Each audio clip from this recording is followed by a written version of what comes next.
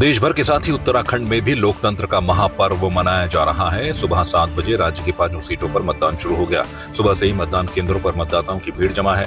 उधर कुमाऊं में लोकतंत्र का उत्सव देखने को मिल रहा है। वहीं उत्तराखंड के मुख्यमंत्री पुष्कर सिंह धामी ने भी अपने गृह जनपद के खटीमा में अपनी पत्नी और मां के साथ वोट किया। इसी बीच सीएम धामी ने कहा कि अब की बार 400 पार में उत्तराखंड का पूरा सहयोग मिलेगा। उत्तराखंड की जनता से आशीर्वाद मिलेगा। 5 की 5 सीटें हम ऐतिहासिक मतों से जीतेंगे। पीएम मोदी तीसरी बार प्रधानमंत्री बनेंगे। इसके अलावा उत्तराखंड के राज्यपाल retired lieutenant general Gurmeet Singh ने मतदान किया। राज्यपाल ने शहीद मेघ बहादुर गुरुंग कैंट कन्या इंटर कॉलेज गढ़ी देहरादून में मतदान किया। उन्होंने समस्त प्रदेशवासियों से अपने मताधिकार का प्रयोग करने के लिए कहा है। राज्यपाल ने समस्त प्रदेशवासियों को लोकतंत्र के महापर्व की शुभकामनाएं भी दी। उधर राजधानी देहरादून में भी सुबह से ही मतदान केंद्रों पर वोटरों की लंबी लंबी लाइनें लगी हुई हैं। वहीं सुबह करीब 7:30 बजे उत्तराखंड के पूर्व मुख्यमंत्री और हरिद्वार लोकसभा सीट से बीजेपी प्रत्याशी त्रिवेंद्र सिंह रावत भी अपने परिवार संग मतदान केंद्र पहुंचे और वोट किया। इस दौरान त्रिवेंद्र सिंह रावत ने कहा कि आज लोकतंत्र के पर्व का बहुत बड़ा दिन है, क्योंकि आज जनता देश के भविष्य को चुन रही है। लिहाजा मतदान के समय एक उत्सुकता रहती है, लेकिन इस बार कुछ जनता ज्यादा उत्सुक दिख रही है, क्योंकि इस बार का मतदान विकसित भारत के लिए किया जा रहा है। हमारी निगाहें आने वाली पीढ़ी पर हैं, उसी के लिए सब कुछ हो रहा है। उत्तराखंड की 5 सीटों पर पहले ही चरण में मतदान शुरू हो गया है। कुमाऊं में 2 सीटें हैं, अल्मोड़ा, पिथौरागढ़, नैनीताल, उधम सिंह नगर सीट। दोनों सीटों से 17 प्रत्याशी मैदान में उतरे हैं। नैनीताल लोकसभा सीट पर पहले चरण की वोटिंग हो रही है। ऐसे में नैनीताल लोकसभा सीट से बीजेपी के प्रत्याशी अजय भट्ट पूरे आत्मविश्वास के साथ नजर आ रहे हैं। आज सुबह उन्होंने मंदिर पहुंचकर पूजा अर्चना की। इसके बाद पत्रकारों से बातचीत करते हुए अजय भट्ट ने कहा कि पहाड़ से लेकर मैदान के क्षेत्र में बीजेपी के पक्ष में माहौल है। सरकार के खिलाफ किसी भी तरह से कोई माहौल नहीं है।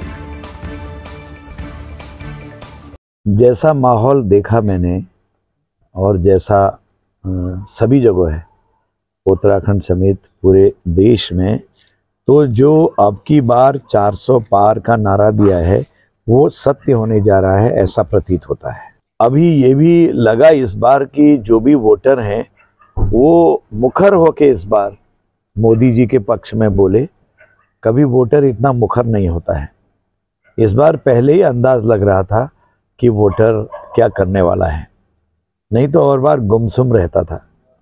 तो इसलिए ये मोदी जी के प्रति अटूट श्रद्धा, अटूट विश्वास देश की जनता को है और उत्तराखंड उससे अछूता नहीं है। लाल कुआं के हल्दू चौड़ क्षेत्र में शादी के बाद विदा होने से पहले गायत्री चंदोला ने अपना वोट डाला, जिसके बाद वो अपने ससुराल सोमेश्वर को रवाना हुई। उन्होंने सभी लोगों से अपील भी की है कि सभी काम जरूरी है, मगर वोट डालना भी जरूरी है, इसलिए सभी को अपने मत का प्रयोग करना चाहिए। इधर युवा पीयूष जोशी ने भी अपने मत का प्रयोग किया। उन्होंने कहा कि वो देहरादून थे, मगर सिर्फ एक वोट की खातिर यहाँ पहुंचे हैं। उन्होंने भी युवाओं से अधिक संख्या में मतदान करने की अपील की है। गायत्री चंदोला है। अभी तो फिलहाल ये जस्ट स्कूल के जीआईसी दौलिया के पास वाला घर है, दौलिया डी क्लास में शादी हो रही है। वैसे तो बेंगलोर से, अभी सोमेश्वर के रहने वाले हैं, तो अभी सोमेश्वर को ही जा रहे हैं। शादी हो चुकी है रात को। अभी विदाई होकर के जस्ट मैं आधे घंटे बाद विदाई के यहाँ पे वोट डालने के लिए आई हूँ। देखिए, मेरा नाम पीयूष जोशी है और आज हम मतदान करने पहुंचे हुए हैं। कुछ दिन पूर्व हम लोग देहरादून में थे, मगर स्पेशल जो है वोट डालने के लिए हम लोग अपना कार्य छोड़कर जो है मतदान करने आज यहाँ पहुंचे हैं। और मतदान करने का उद्देश्य केवल ये है कि 5 साल में एक बार हमें एक मौका मिलता है कि अपने मत का प्रयोग करें और अपने लिए जो है एक अच्छी सरकार को चुने। तो आज मत का प्रयोग करने हम आए हैं और पूरी जनता से, सभी लोगों से ये अपील करते हैं कि अपने मत का प्रयोग अवश्य करें, क्योंकि मतदान ही ऐसी शक्ति है जो संविधान में हमें सरकार चुनने का अधिकार देती है। और इस बार 5 साल में हमें ये अधिकार मिला है कि अपने मुद्दों पर, अपने जो समस्याएं हैं उन पर वोट की चोट करें। तो मेरा सभी जनता से और सभी लोगों से, मतदाताओं से ये निवेदन है कि भारी से भारी संख्या में मतदान करने के लिए पहुंचे। और जैसे सभी लोग अपनी नौकरी, अपनी सब चीज़ें छोड़कर आ रहे हैं, तो आप भी अपने मतदान केंद्रों तक पहुंचे। सरकार ने यहाँ सभी व्यवस्थाएं की हुई है, पानी से लेकर तमाम व्यवस्थाएं हैं। लोकसभा चुनाव को लेकर पहले चरण का मतदान शुरू हो गया है। हल्द्वानी के सभी बूथों पर सुबह से ही मतदाताओं की लंबी लाइनें नजर आ रही हैं। लोग सुबह सबसे पहले अपने मत का प्रयोग करने आ रहे हैं। पहली बार मतदान करने आ रहे युवा मतदाताओं में भी मतदान को लेकर खासा उत्साह देखा जा रहा है। लोगों का कहना है कि अपने मत से असल मुद्दों पर चुनाव लड़ने वाले प्रत्याशी को विजयी बनाएंगे। कड़ी सुरक्षा के बीच निर्वाचन विभाग की ओर से मतदान कराया जा रहा है, जिसको लेकर जिला निर्वाचन विभाग और पुलिस पूरे तरीके से मुस्तैद है। सरकार वही आएगी जो देश का विकास करेगी और हमारे लिए तो एजुकेशन मैटर करती है, इकोनॉमी, यही सब है। और जो वुमेन के लिए करे, मतलब कि हर एक चीज़, मतलब सही से करे और मतलब हर लोगों के लिए, ये नहीं कि वुमेन्स ओनली। एजुकेशन में डेवलपमेंट तो हो रहे हैं और एजुकेशन भी हाई लेवल की हो रही है, बट मैं चाहती हूँ कि जैसे कि आप देख रहे हो युवा बहुत ज़्यादा हैं और जिनको पदों पे जो भर्तियाँ निकलती हैं वो बहुत कम है। तो मैं चाहती हूँ कि सभी को रोज़गार मिले और जो हमने अपनी एजुकेशन ली है, जो हम सालों से पढ़ाई कर रहे हैं, उसके बेस पे हमें जॉब मिले और हम सब सेटल हों। जो भी सरकार आएगी, मेरी एक रिक्वेस्ट है कि वो इस बात पे प्रयास करे कि ऑनलाइन वोटिंग भी होनी चाहिए, क्योंकि जो लोग बाहर रहते हैं ना, वो वोट कर ही नहीं पाते हैं। जैसे मेरी बेटी भी बाहर है तो नहीं आ पाई वो इस समय, अगर ऑनलाइन का तो वो भी वोट देते।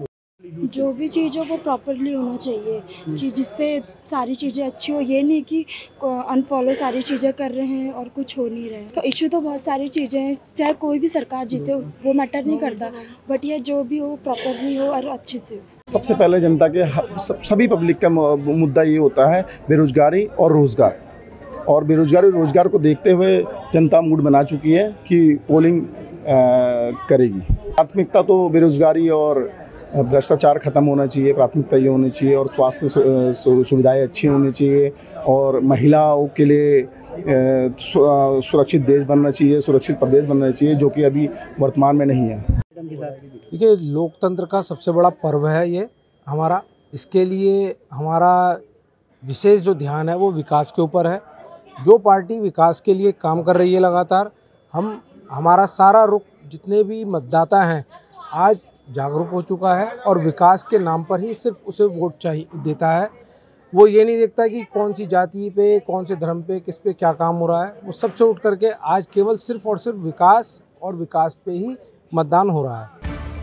पैरालंपिक खिलाड़ी भुवन चंद्र गुणवंत ने हल्दोचौड़ी स्थित पोलिंग बूथ पहुंचकर अपना वोट डाला। इस दौरान उन्होंने लोगों से अपील की है कि अधिक से अधिक संख्या में घरों से बाहर निकलकर अपने मत का प्रयोग करें। उन्होंने बताया कि वर्ष 2010 में एक एक्सीडेंट में उनके दोनों पैर काटने पड़े थे, मगर उन्होंने हार नहीं मानी और वो पैरालंपिक खिलाड़ी के रूप में देश को अपनी सेवाएं दे रहे हैं। और जहाँ तक मेरी ये समस्या की बात है, 2010 में मेरा रोड एक्सीडेंट हो गया था, तो उसमें मेरे दोनों पैर कट गए थे। तो तब से मैं अपने दिव्यांग समाज के साथ साथ आम जनमानस और जो भी समाज का हमारा आर्थिक रूप से पिछड़ा हुआ और शोषित वर्ग है, उसके लिए काम करते हैं। जी, बहुत बढ़िया। ये तो मैं समझता हूँ कि हम लोगों के पास 5 साल में एक बार ये मौका आता है, तो मैं आपके माध्यम से अपने दिव्यांग साथियों के साथ साथ आम जनमानस से भी एक आग्रह करना चाहूँगा कि आप इस महापर्व का वोट दे करके उचित इस्तेमाल करें और अवश्य ही वोट दें।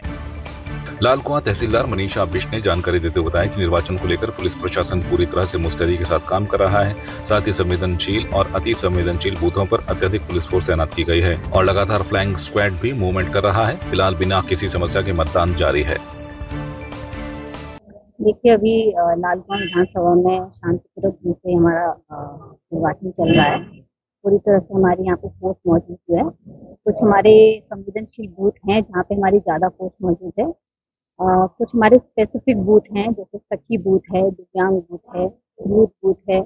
इनमें कुछ स्पेशल फैसिलिटीज हमने करवाई है, वहाँ पर विशेष व्यवस्था करवाई है लोगों के लिए, महिलाओं। आपकी इस पर क्या राय है, हमें कमेंट कर जरूर बताएं। इसके साथ ही आप हमारे YouTube चैनल को सब्सक्राइब कीजिए। आप हमें Facebook, Instagram, Twitter और कू ऐप पर फॉलो भी कर सकते हैं। और संवाद 365 के साथ एक क्लिक में जुड़ने के लिए डाउनलोड कीजिए संवाद 365 ऐप।